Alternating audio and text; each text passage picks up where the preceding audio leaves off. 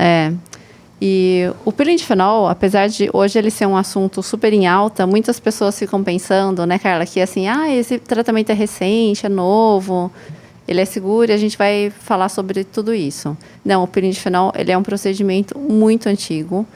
Tem relatos, né, na verdade, na história do pirindifenol, desde a década de 20, aproximadamente, nos Estados Unidos, do século passado, existiam mulheres, né, que elas não eram médicas, né, eram pessoas que recebiam essa fórmula.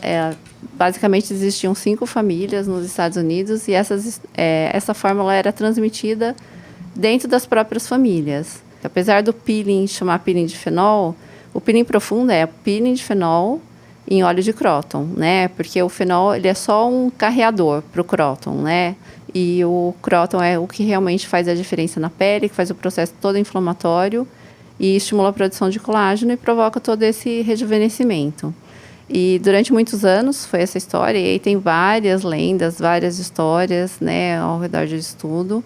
Em 1959, primeiro um outro cirurgião plástico chamava Brown, ele fez o primeiro trabalho sobre isso, e em 1960, um dos médicos, que ele chamava Baker, ele foi atrás de uma dessas pessoas, elas chamavam lay peelers, e o Baker, ele foi lá, ele pagou para assistir, ela não passou a fórmula, mas ele era muito inteligente, prestou muita atenção, e ele conseguiu, até pelo cheiro, né, o odor das substâncias, tudo, imaginar tudo aquilo que ela colocava, e ele desenvolveu a própria fórmula dele.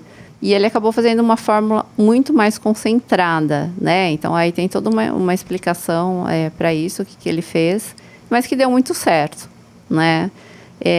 Essa primeira fórmula foi utilizada durante mais de 25 anos, foi a fórmula mais utilizada no mundo durante muito tempo. Só que era uma fórmula que rejuvenescia de uma forma tão intensa, né? Então, assim, ficava até um pouco discrepante entre o rosto e o restante do corpo, né? Então, desproporcional, né? Então, assim, imagina uma pessoa de 70 anos que rejuvenesce 20 anos, mas, assim, o pescoço, o colo, era incongruente com o rosto, apesar de um rejuvenescimento bastante interessante, muito bonito e com muito mais riscos, né? Com maior risco. Mas que também, né?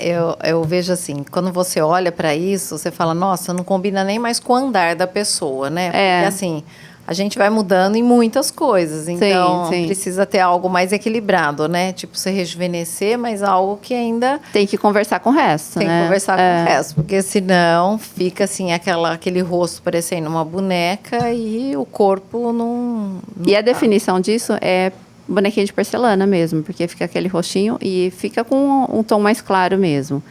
Até que em 1996, um outro cirurgião plástico americano também, ele começou a fazer o Dr. Hatter, né? Ele parou um ano, ficou estudando essa fórmula e ele publicou 4 artigos que são super importantes, que são os fundamentos do peeling, né? Dessa fórmula de Hatter.